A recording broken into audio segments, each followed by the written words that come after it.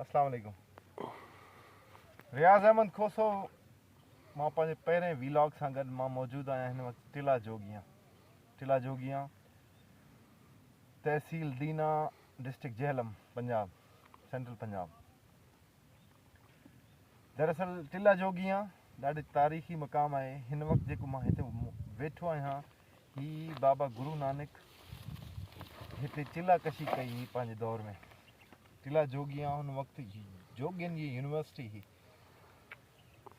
पूरे हिंदुस्तान मां बल्कि पूरे ब्रह्मण मां जितां बि जोगी ईंदा हुआ ही उन्हनि जी ईअं सम्झ यूनिवर्सिटी हितां अची चिलो पचाईंदा हुआ, पोइ उन्हनि जी जोग पोइ उहे कनपाड़ थींदा हुआ।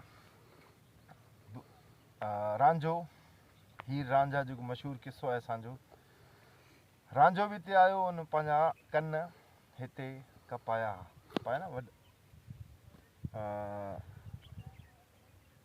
सोराह कराया हा। ठीकु आहे, कन फड़वा के जीअं चवंदा आहिनि न नुसरत जो हिकिड़ो शेर आहे, कन रांझे वर्गे इश्क दे जोगी खन फड़वा के बण गए जोगी। त असां ही बाइकिंग करे आया आहियूं तक़रीबन 24 किलोमीटर हेठि रोहतास खां। ॾाढो ॾुखियो ट्रैक हुयो। मां आहियां, मूंसां गॾु अशफाक अहमद आहे ऐं असांजो गुरु आहे मोहम्मद अली खोसो। मिलंदासीं next time. Thank U. Rohtas